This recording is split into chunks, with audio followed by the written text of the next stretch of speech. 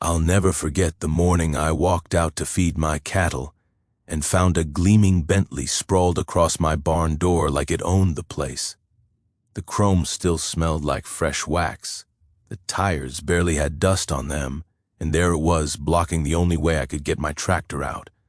And of course, it belonged to none other than Karen, the self-appointed queen of our HOA.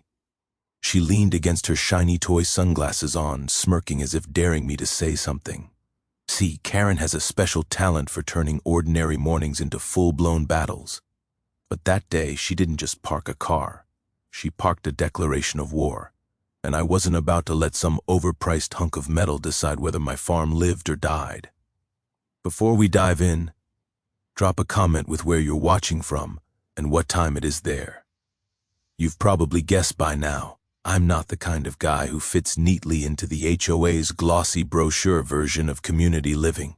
My name's Tom, and I've spent most of my 52 years working this patch of land. It's not just dirt and timber to me, it's heritage. My father built the barn with his own 2 hands. My grandfather taught me to mend fences and rotate crops long before I learned how to drive a truck. Around here, neighbors used to wave at each other from tractors, not report each other for unsightly barns or livestock noise violations. But that was before the HOA showed up. They started creeping in a few years back, when suburban families lured by cheaper property taxes decided country living was charming. They came in with their granite countertops, pristine lawns, and endless rules. And leading the charge was Karen, the woman who thought a clipboard gave her the same authority as a sheriff's badge. Karen wasn't just any HOA president. She was the kind of person who printed out bylaws for fun, highlighted them, and then marched door to door to enforce them like gospel. The first time she showed up at my place, she wrinkled her nose at the sight of my barn, as though wood was contagious.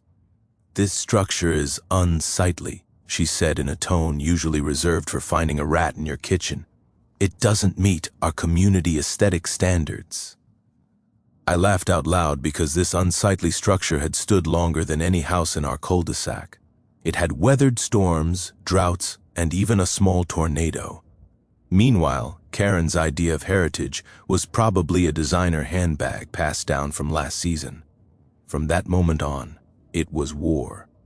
The complaint started small. She said my rooster crowed too early and disrupted her meditation routine. I told her the rooster didn't own a watch. Next, she complained about hay bales stacked too close to the property line. Then, it was the smell of manure, the sound of tractors, even the dust that lingered after harvest. One time, she had the nerve to march into my yard during hay season and demand I tarp the bales because they were an eyesore from the road. I asked her if she also wanted me to put curtains on my cows. She didn't laugh. Karen doesn't laugh unless it's at someone else's expense.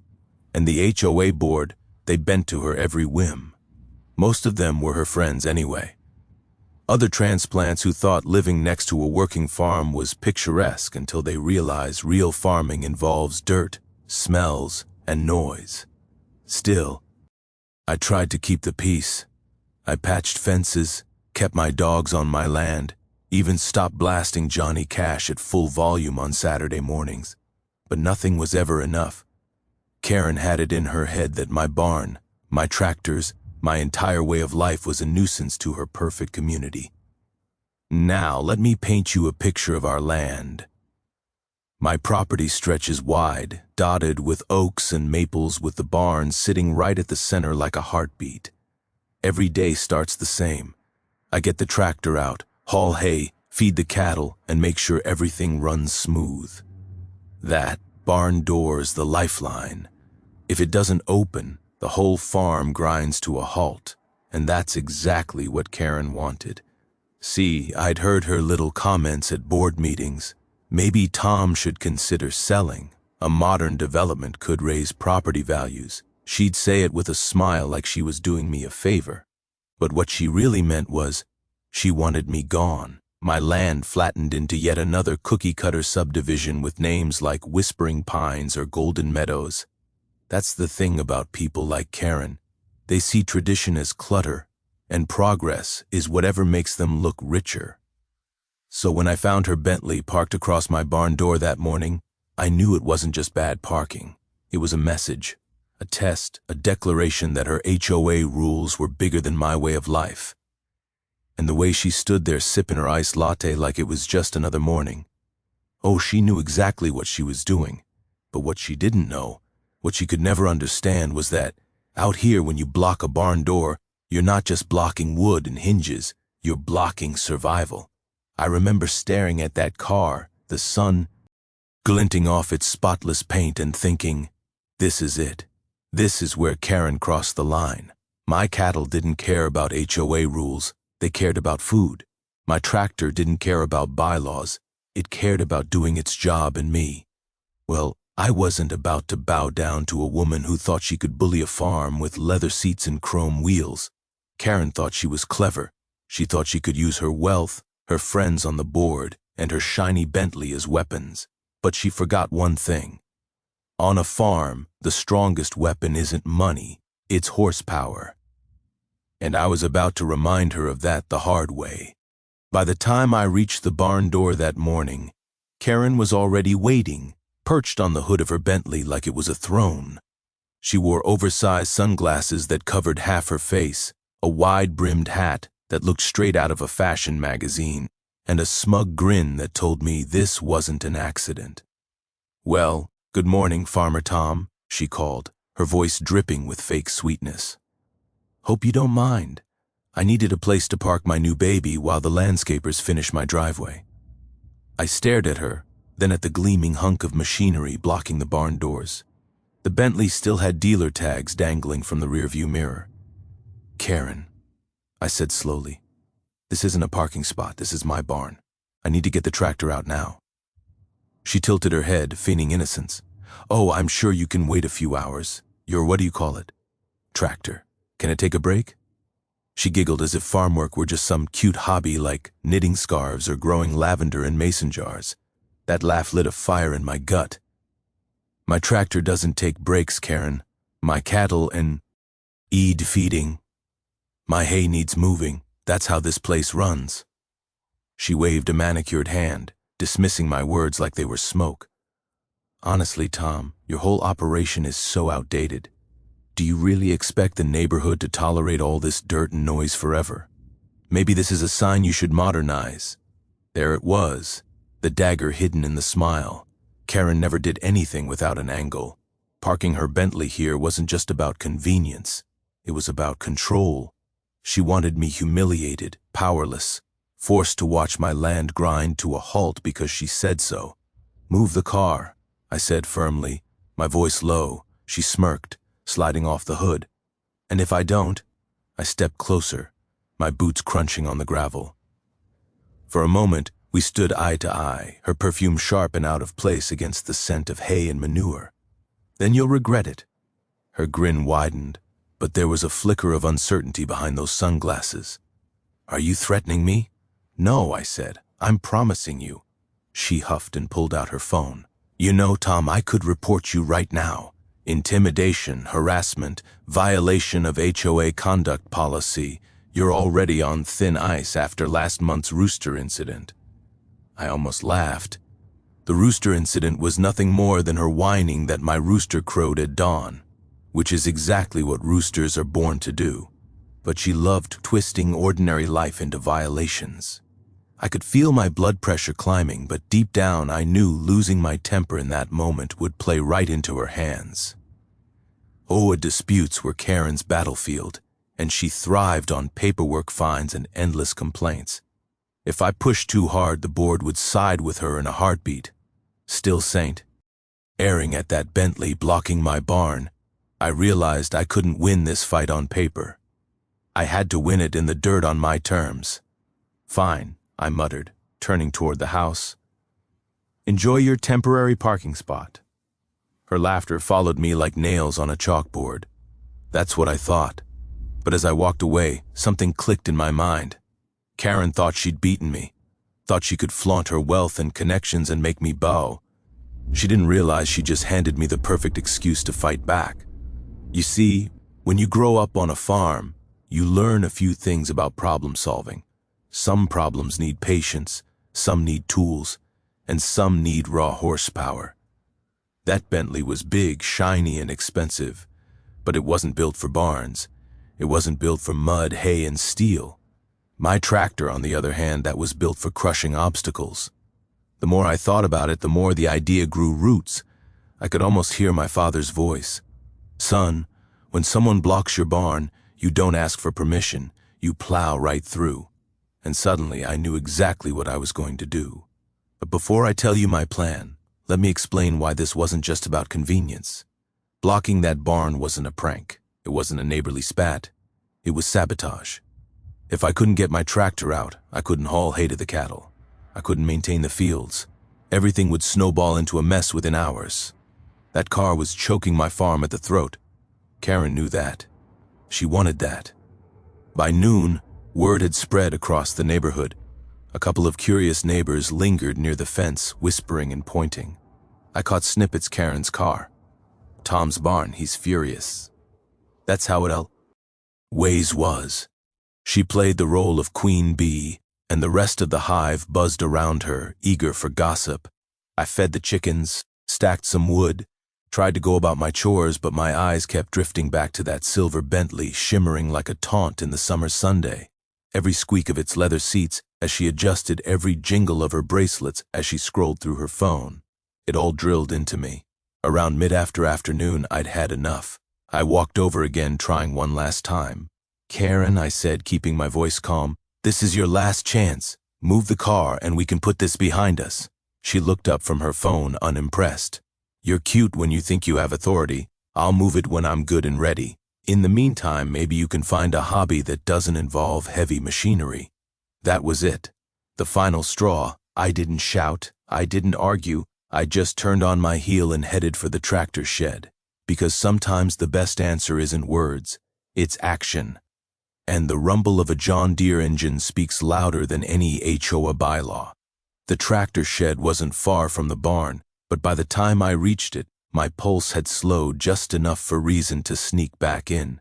My father always told me, Tom, anger's like a fire in dry hay. It'll burn fast, but it'll take everything with it if you're not careful.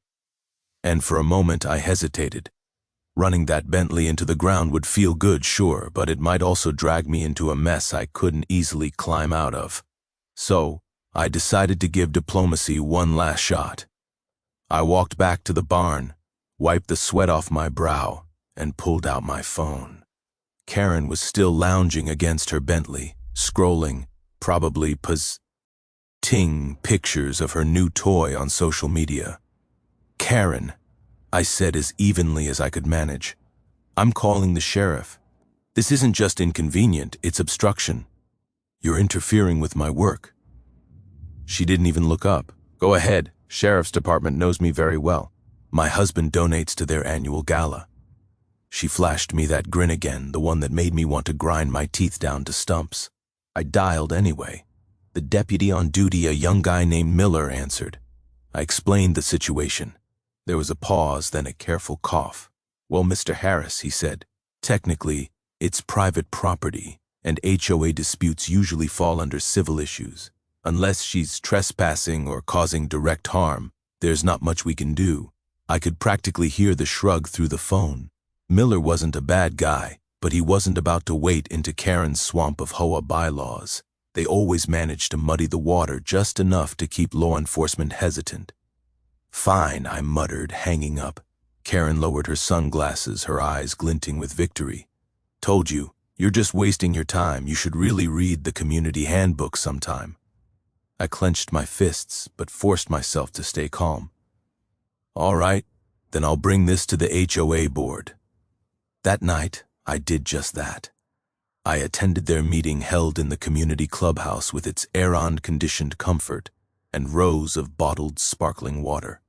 The board members sat in a neat little row, clipboards ready as if we were in court instead of a neighborhood gathering. Karen naturally presided at the center seat like a queen on her throne. I presented my case. I explained how her car had blocked my barn door for nearly a full day, preventing me from doing my work.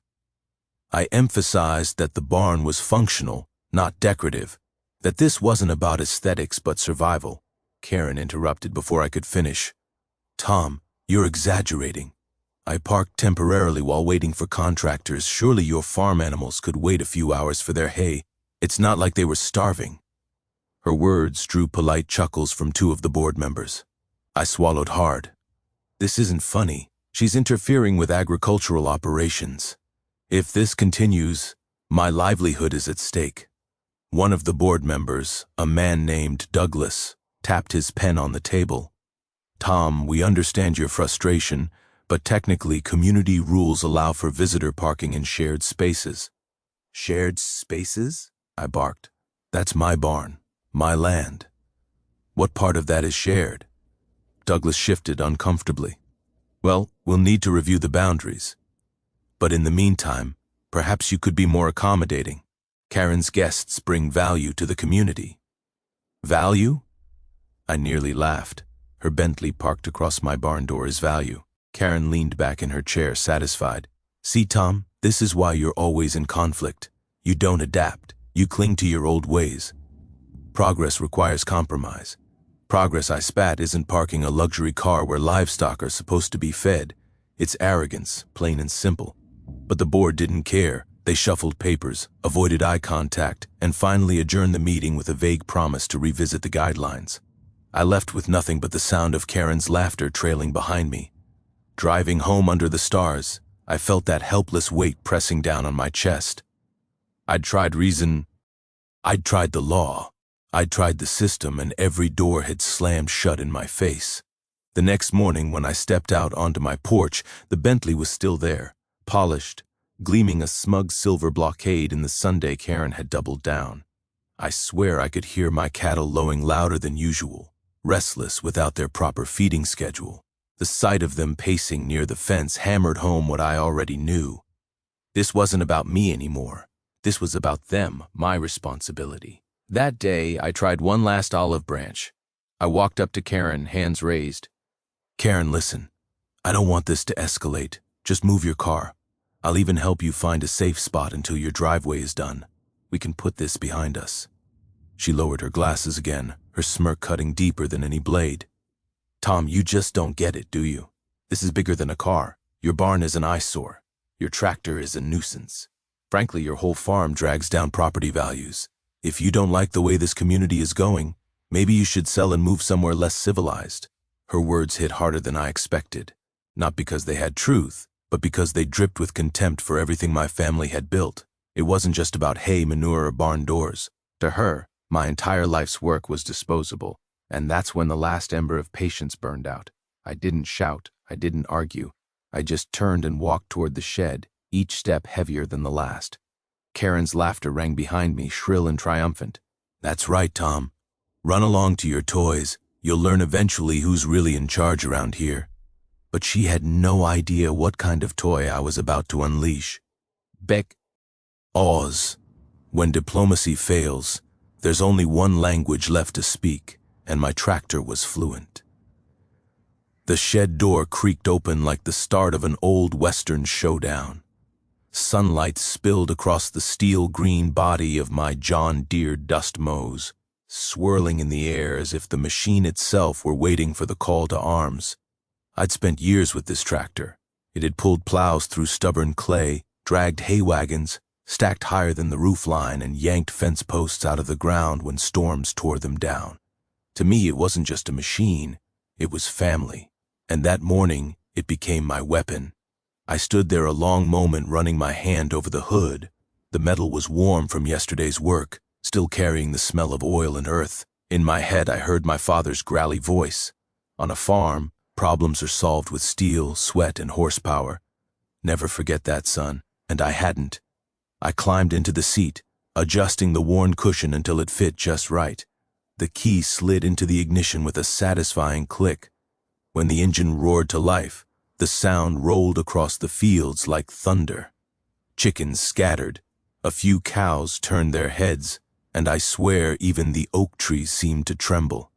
Karen, still perched near her Bentley, flinched.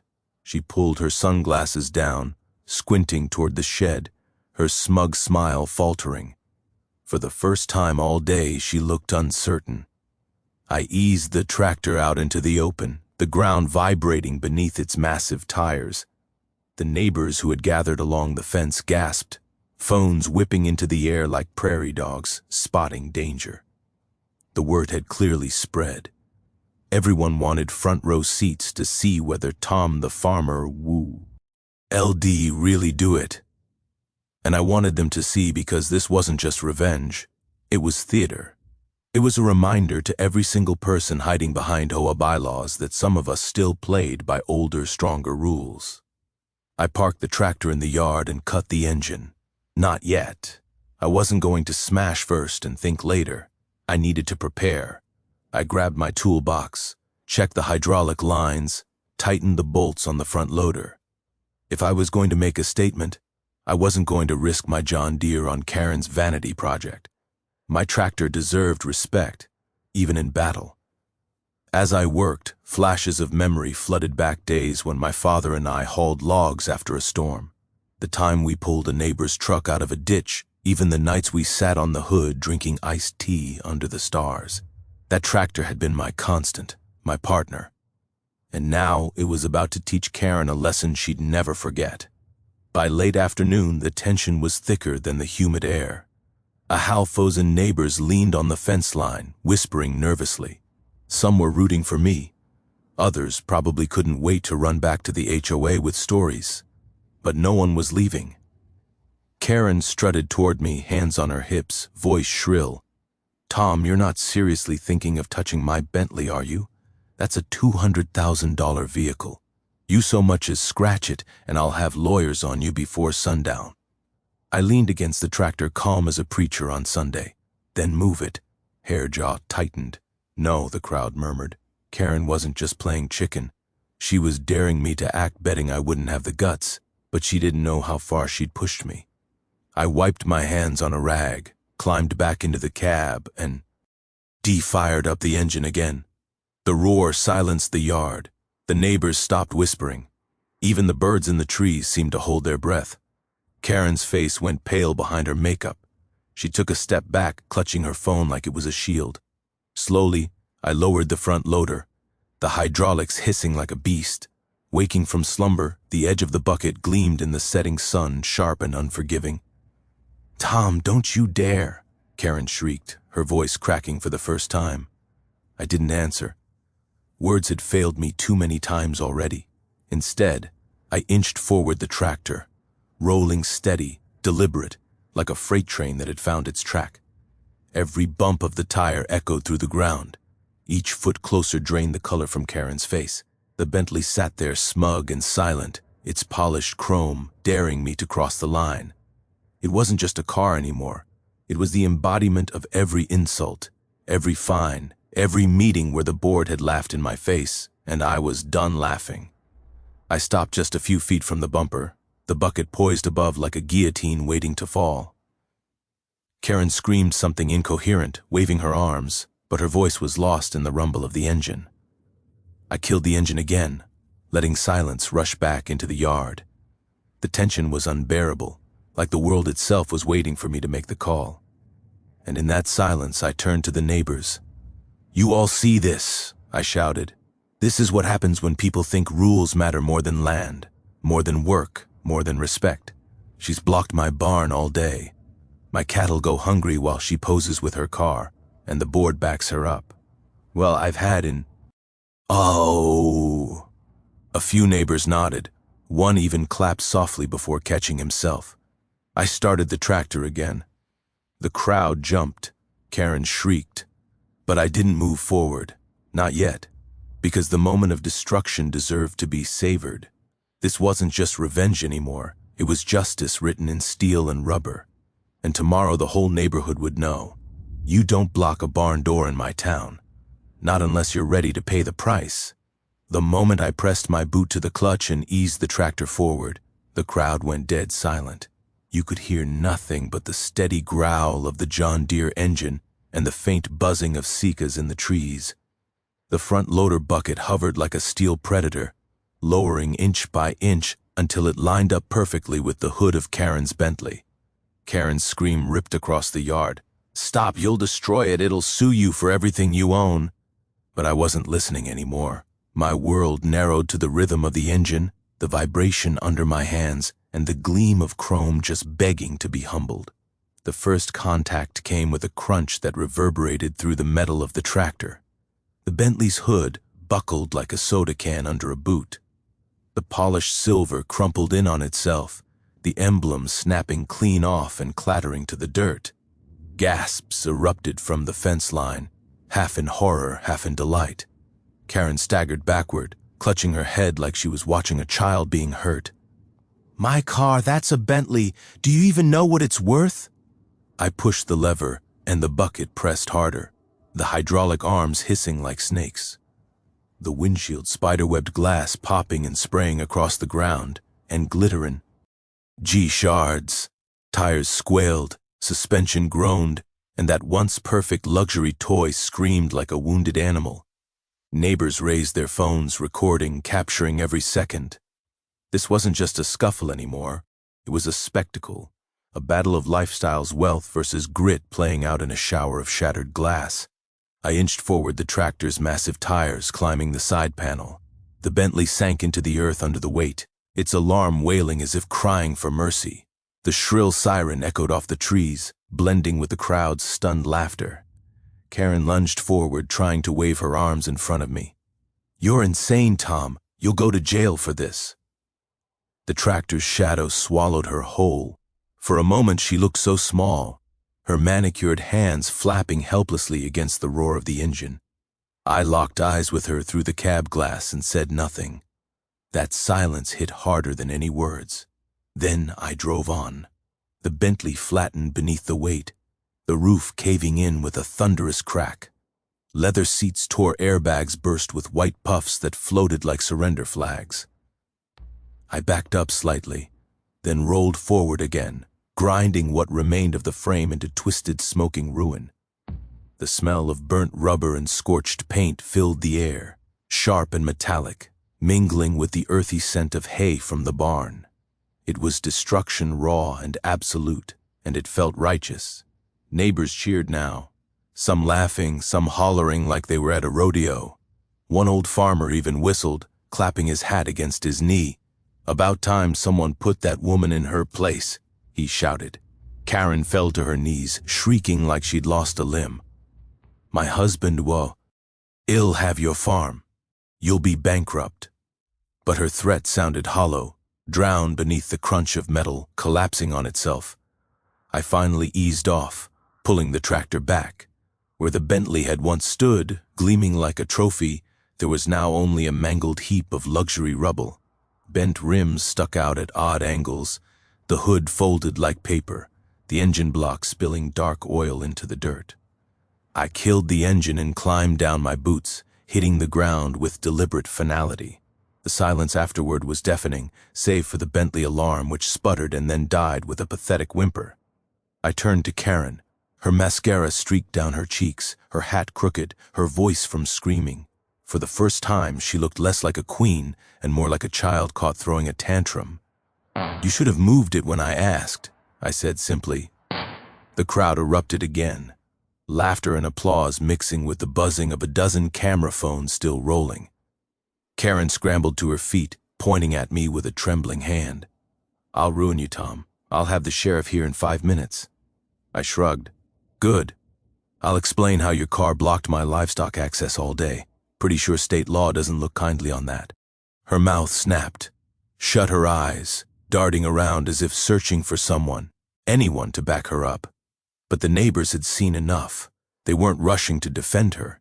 If anything, they were enjoying the spectacle a little too much. I walked back to the tractor, patting its hood like a trusted friend. The John Deere stood tall, spotless, except for a smear of silver paint on the bucket. The machine had done its duty. Behind me, the wreck of the Bentley oaked in the fading light. The once glorious status symbol had been reduced to scrap metal, no more intimidating than a broken wheelbarrow. And just like that, the balance shifted. Karen wasn't untouchable anymore. She wasn't the queen of the HOA with her flashy toys and smug laughter. She was just another neighbor who'd pushed too far and paid the price. As the crowd dispersed, I caught sight of Miller, the young deputy, pulling up in his cruiser. His mouth fell open when he saw the wreckage, then closed again with a smirk. He tried and failed to hide. "Even in Tom," he said slowly. "Want to explain what happened here?" I spread my hands. Car was blocking my barn. I asked her to move it. She refused. My tractor needed out. Guess the rest writes itself. He looked from me to Karen, who was wailing into her phone, and then back to the twisted heap of Bentley. He sighed. "Well, this will be one for the report." But I saw it in his eyes. He wasn't here to throw cuffs on me. He was here to witness what the whole town would be whispering about for weeks. And I was fine with that, because that night, as I shut the barn doors with my cattle fed and my hay stacked, I felt lighter. For the first time in years, Karen's laughter didn't echo in my ears. Instead, it was the crunch of Bentley metal under tractor tires, a sound sweeter than any hymn. The wreckage of Karen's Bentley still hissed and smoked as Deputy Miller walked a slow circle around it, scribbling in his notepad. The crowd of neighbors hung back, but refused to leave their eyes darting between Karen's frantic pacing and my calm stance by the tractor. It felt like the entire neighborhood had transformed into a courtroom with Miller as the judge, the fence line as the jury, and the mangled heap of steel as Exhibit A. Karen's shrill voice carried across the yard like a siren. "Arrest him. I demand you arrest him right now. That's destruction of property. That's criminal damage. He should be in handcuffs this second." Miller held up a hand. "Ma'am, I need you to calm down. I've got to get statements from both sides before I do anything." "Statements?" she screeched. "What's there to state? Look at it. My car is ruined." She gestured wildly at the flattened mess, her manicured nails catching the evening light like daggers. I stepped forward, keeping my voice even. "Deputy." I asked her repeatedly to move her car. It was parked directly in front of my barn door all day. I couldn't feed my livestock. I couldn't move hay. She refused to budge. Karen whipped around to me, her face blotchy with rage. "That is not true. I told you it was temporary. You could have waited. Livestock, don't wait." I cut in. "The law doesn't either. You know that, don't you, Deputy?" Miller's lips twitched. He knew where I was going. Most folks in the county knew about the Agricultural Protection Act, an old piece of state legislation that gave farmers special rights during harvest and feeding seasons. It was designed to protect agriculture from interference, whether intentional or not. I reached into my back pocket and pulled out a folded paper weathered from use. "Here's the statute straight from the county extension office. Blocking access to livestock facilities is a violation. Doesn't matter if it's with a wheelbarrow or a Bentley." Karen froze. That can't apply here. This is a residential neighborhood." Miller cleared his throat.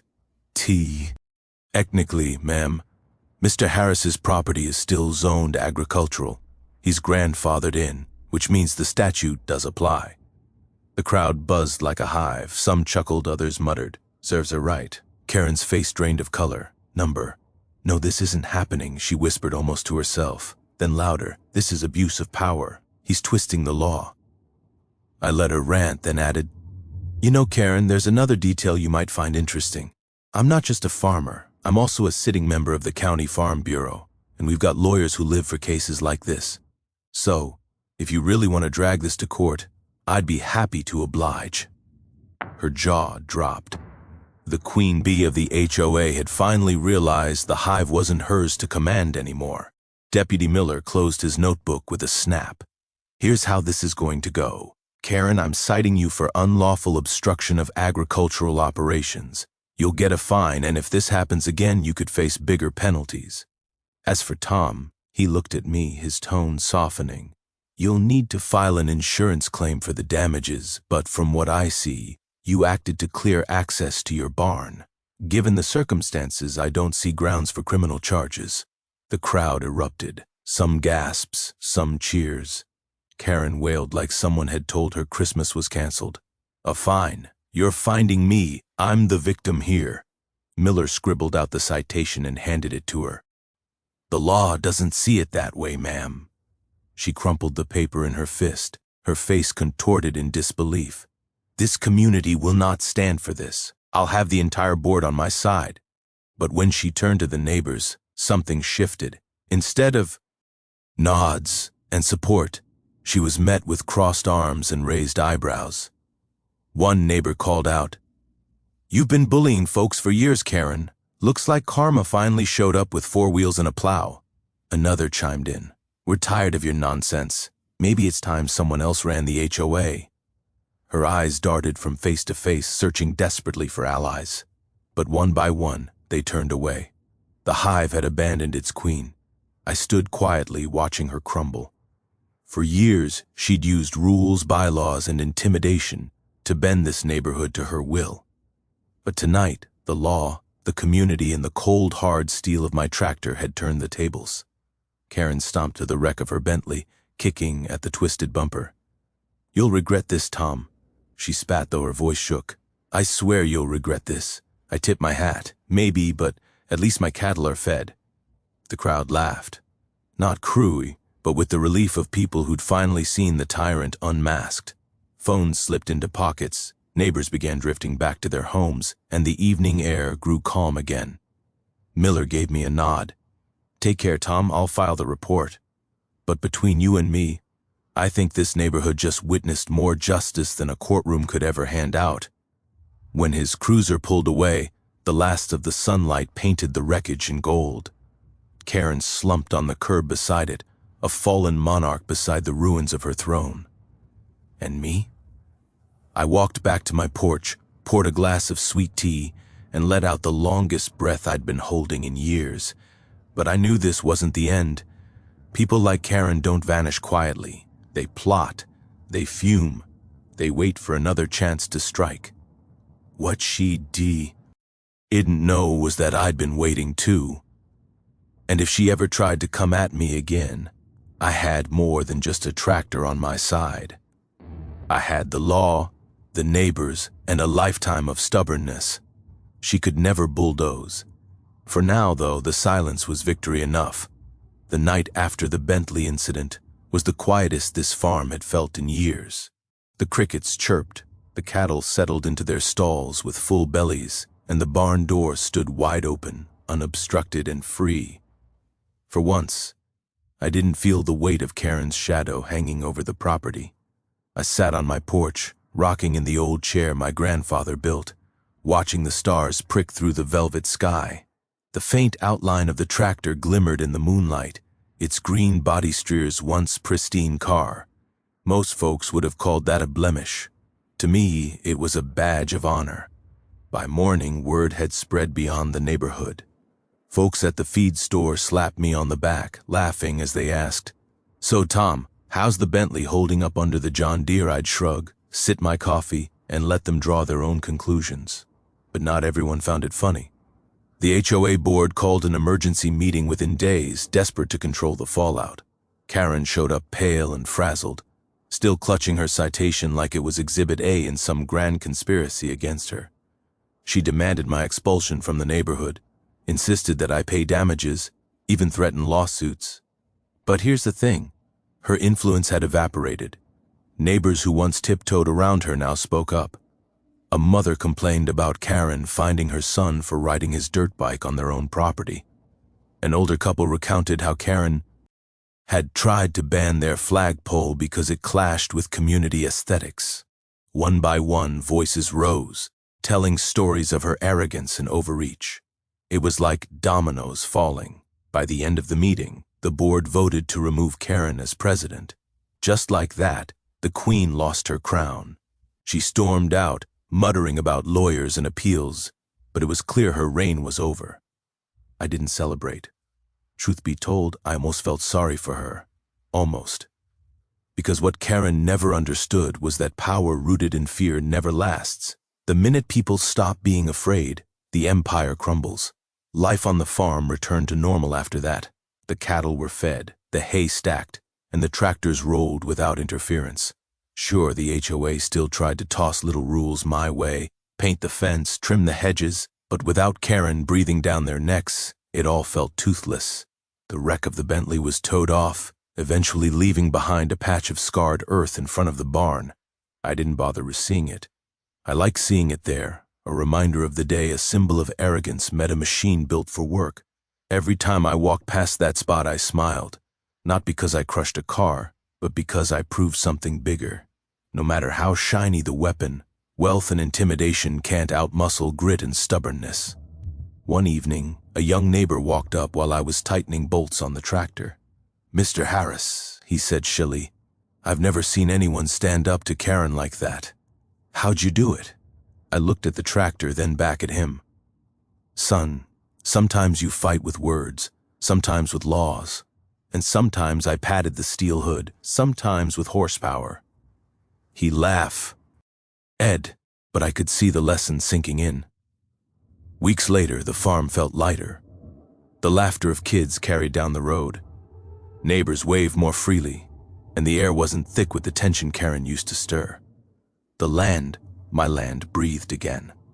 And though I knew challenges would come, droughts, storms, taxes, and maybe even another Karen somewhere down the line, I also knew I'd be ready because the lesson my father taught me still rang true.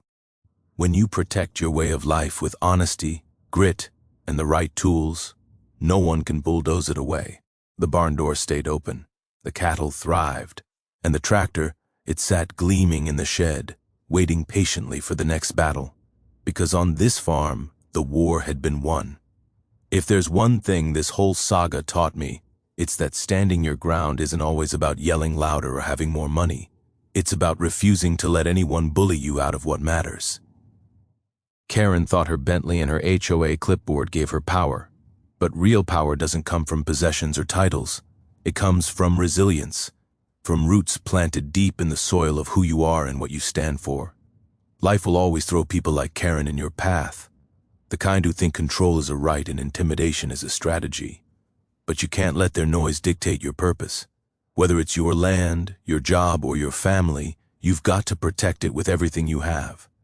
Even if that means getting creative with the tools at your disposal. For me, it was a tractor. For you, it might be something else. But the principle is the same. Don't let arrogance block your barn door. Now, I want to hear from you. Have you ever dealt with a Karen who pushed you too far? What would you have done if someone blocked your barn, your driveway, or your freedom with a Bentley drop? Your story in the comments. And if you enjoyed this tale of HOA drama and tractor power justice, hit that subscribe button because trust me, there are plenty more stories where this one came from. Because in this neighborhood, the drama never sleeps.